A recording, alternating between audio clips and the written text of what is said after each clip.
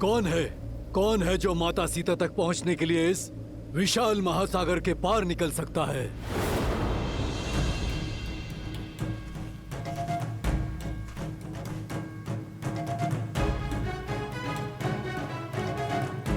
जामुन जी, मैं 20 योजन तक छलांग मार सकता हूँ।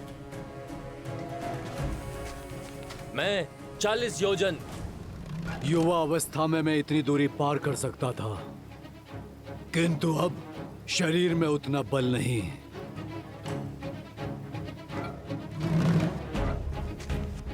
मैं करूंगा ये प्रयास।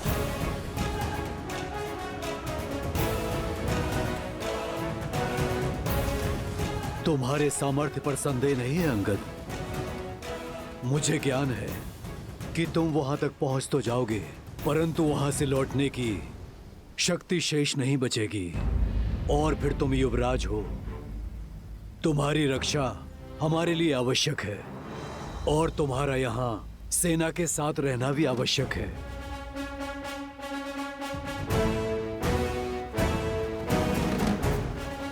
हम में से केवल एक है जो इस असंभव कार्य को संभव कर सकता है। जय महावीर हनुमान, जय जय पवन पुत्र हनुमान, बजरंग बली हनुमान, जय जय महाबली हनुमान।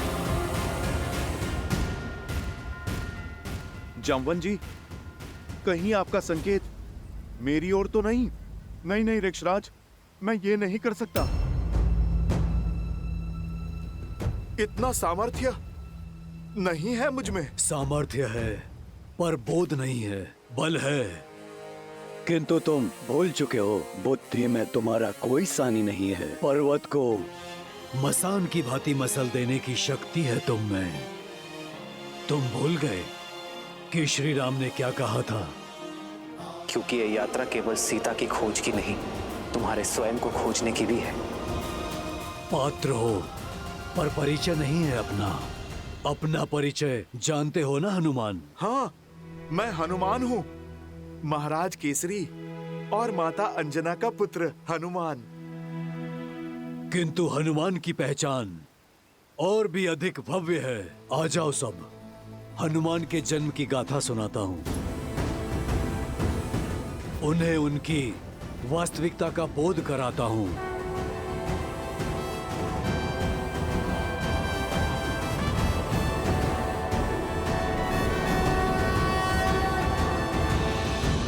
ईश्वर ने सब कुछ दे दिया, बस एक संतान नहीं दी। कोई नहीं जो हमें श्रद्धांजलि दे सके हमारे जाने के बाद। आपकी पीड़ा मुझे भी बहुत कष्ट देती है वानरराज। भीतर ही भीतर इस वेदना से जलती हूँ।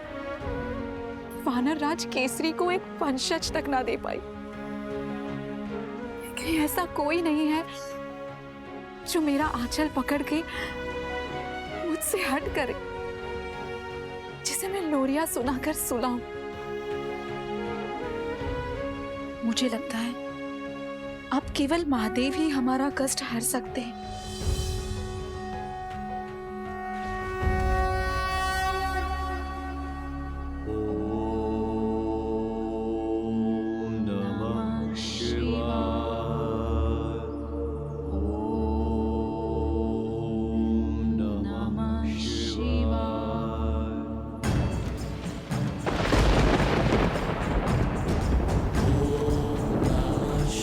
केसरी और अंजना पूरी श्रद्धा से तप में लगे रहे। पूरे 12 वर्षों तक उन्होंने कठिन प्रार्थना की, आस का आंचल नहीं छोड़ा और उनकी दृढ़ता ने महादेव को प्रसन्न कर दिया। वायुदेव, कृपया प्रकट हो। प्रणिपात महादेव,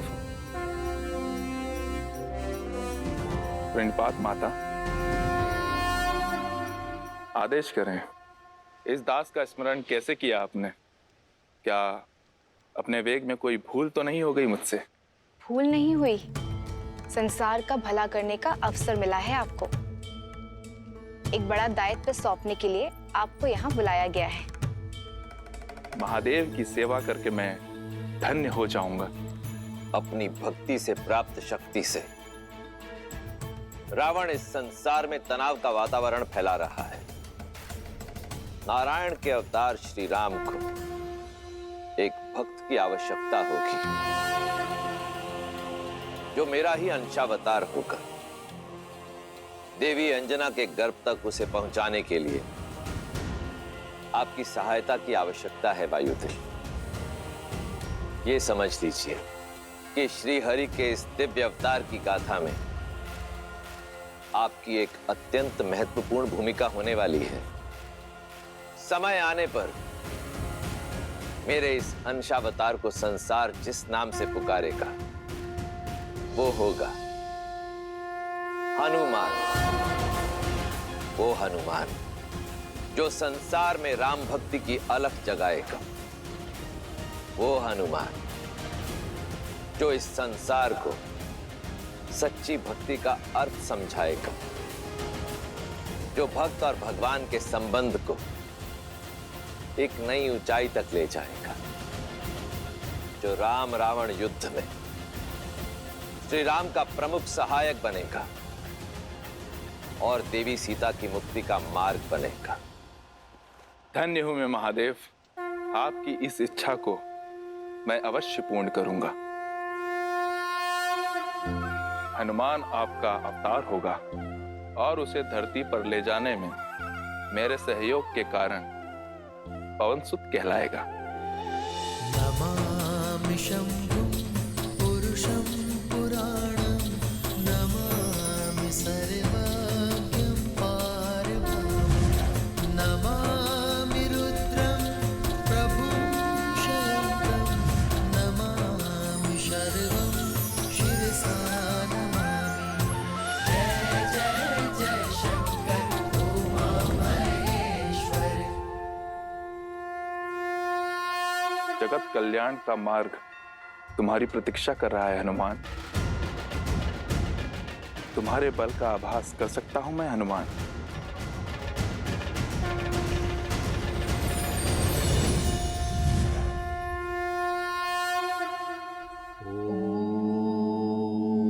नमः शिवाय।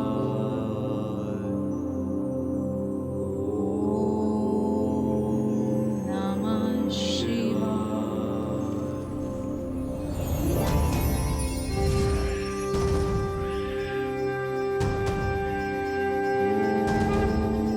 नमः शिवाय। रख सकता तो सदा सर्वदा तुम्हें अपने साथ ही रख लेता, किंतु महादेव का आदेश अडिग है, पास नहीं रहेगा। किंतु तुम्हारा पिता सदा तुम्हारे साथ रहेगा। शंकर सुवन केसरी नंदन, तुम्हारा पिता कहलाने का गर्व मेरे जीवन का सबसे बड़ा धन होगा। पवनसुत,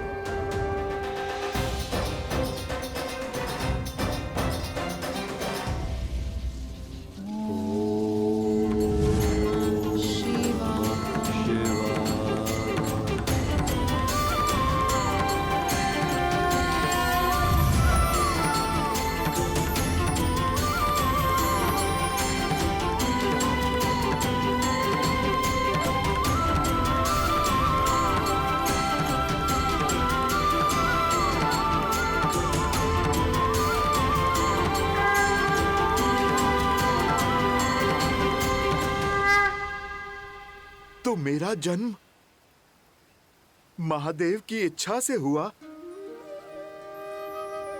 जामवंत जी, मैं महादेव का अंश हूं। अंजनेय होने के साथ साथ पवनसुत भी हूं मैं।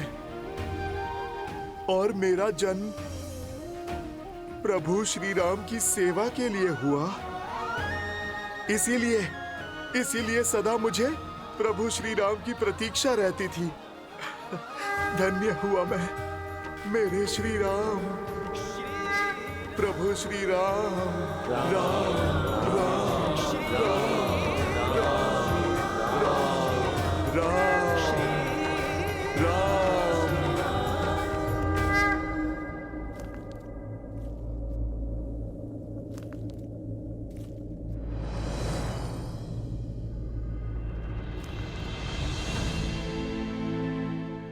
चिंता ना करें मित्र, हनुमान जो दायित्व लेते हैं उसे वो अवश्य पूर्ण करते।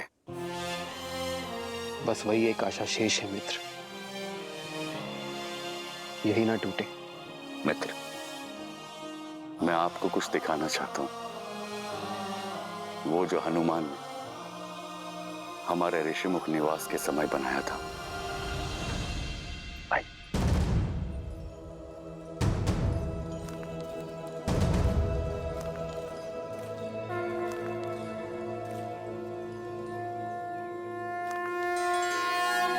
मेरी मूर्ति ये हनुमान ने बनाई है मेरे लिए?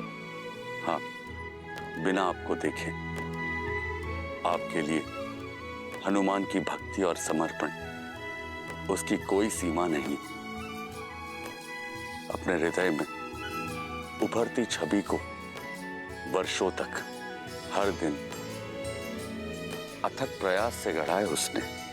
भैया,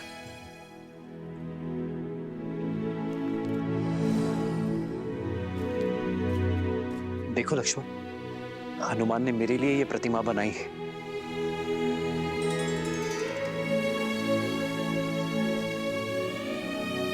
धन्य हुआ मैं लक्ष्मण कि मेरा सहयोगी इतना स्नेह करता है मुझसे, जिसका मुझ में इतना विश्वास हो कि बिना मुझसे भेंट की, बिना मुझे देखे समर्पण से इतनी बड़ी प्रतिमा बना डाली। वो मुझे कभी निराश नहीं करेगा लक्ष्मण। उसके विश्वास ने मुझे नई आस दी है लक्ष्मण। हनुमान अवश्य सीता को खोज कर लाएगा। इस महासागर को लांघने का सामर्थ्य मैं कहां से लाऊं? सूर्य कभी नहीं पूछता कि अपने अंदर उजाला कहां से लाए।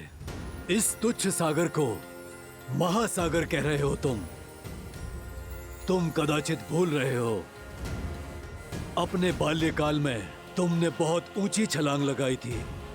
इतनी ऊंची छलांग कि ऐसे सहस्त्र समुद्रों की दूरी उसमें समा जाए।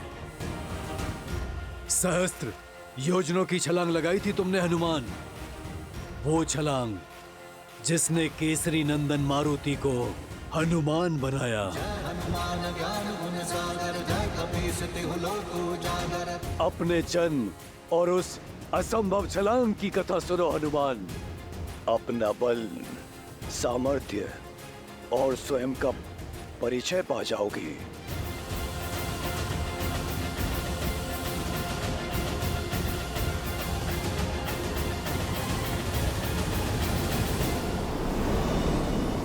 जन्मे मारुति प्यारे,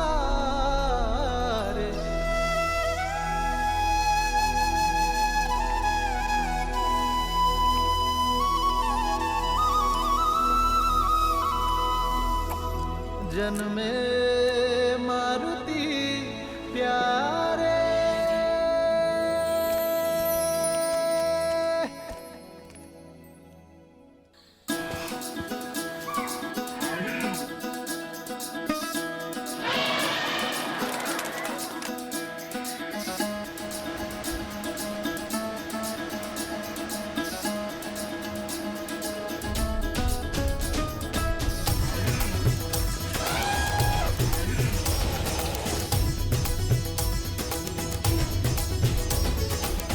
बाजत ढोल है मृदंग पखावज, झूमत मन मतवारे।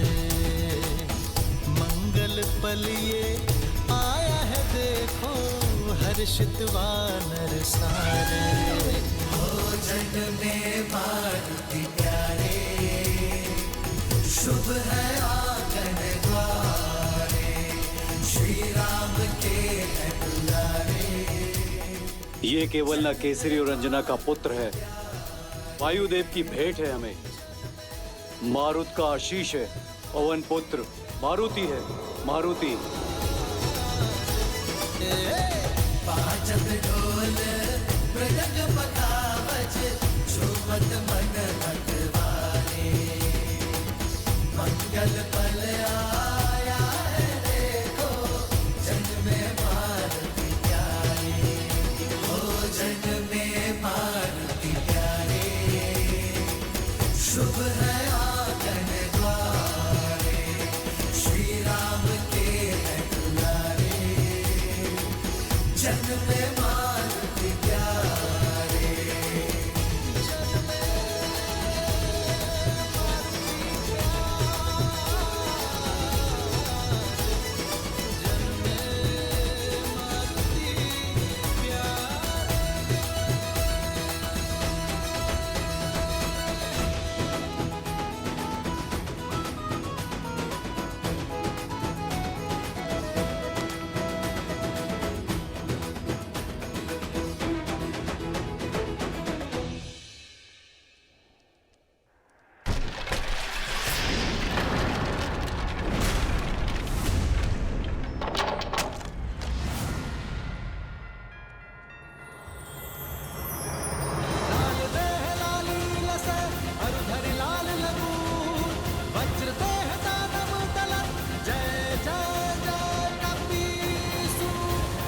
वो श्री राम को जाके देते हैं। यहाँ पर रह के समय व्यर्थ करना अनुचित है। इस सागर को पार करना असंभव है। श्री राम का कार्य बीच मझधार में छोड़ने से अच्छा है कि हम अपनी मृत्यु को आलिंगन कर लें, क्योंकि नर के रूप में साक्षात नारायण है वो। आप उचित कह रहे हैं तांत्रिक जामवंत। अब नारायण का कोई चमत्कार ही हमें मार्ग दिखा सकता है, क्योंकि हमारी आस, हमारे हनुमान जी की भी आस छूट चुकी है। हमारे पास कोई मार्ग नहीं है। ईश्वर भी उन्हीं की सहायता करते हैं जो स्वयं अपनी सहायता करते हैं। कई युगों से मैं इस धरा पर हूं, जानता हूं कि जिस कार्य में श्री राम का नाम हो वो कार्य कभी अधूरा नहीं रह सकता। कोई ऐसी समस्या नहीं जिसका कोई हल ना हो। हमें बस श्रद्धा के दीप में आस की लौ जगाए रखनी होगी।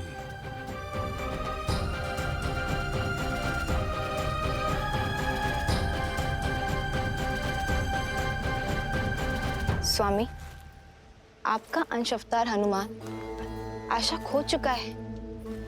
अब उसे स्वयं से कौन मिलवाएगा?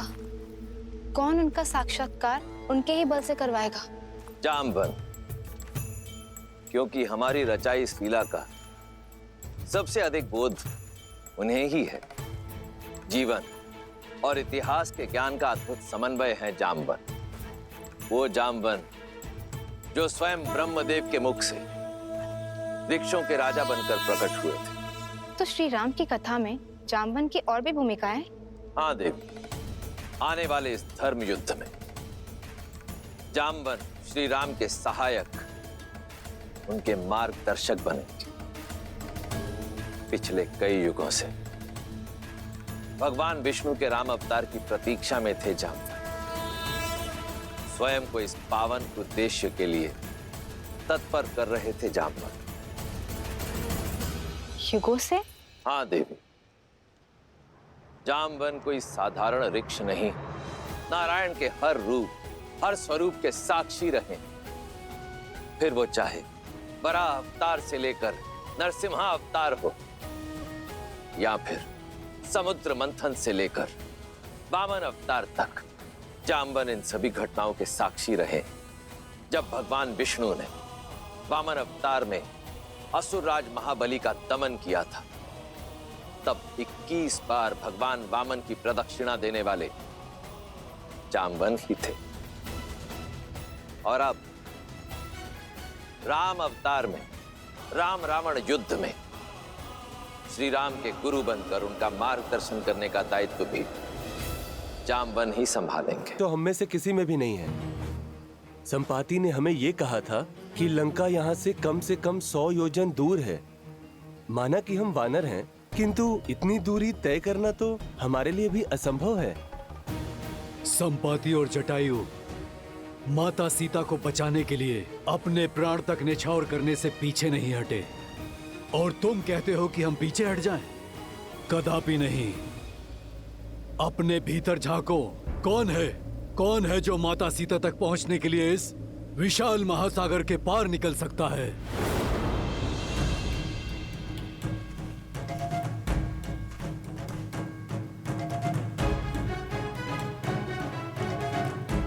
जामुन जी, मैं 20 योजन तक छलांग मार सकता हूँ। मैं 40 योजन। युवा अवस्था में मैं इतनी दूरी पार कर सकता था, किंतु अब शरीर में उतना बल नहीं।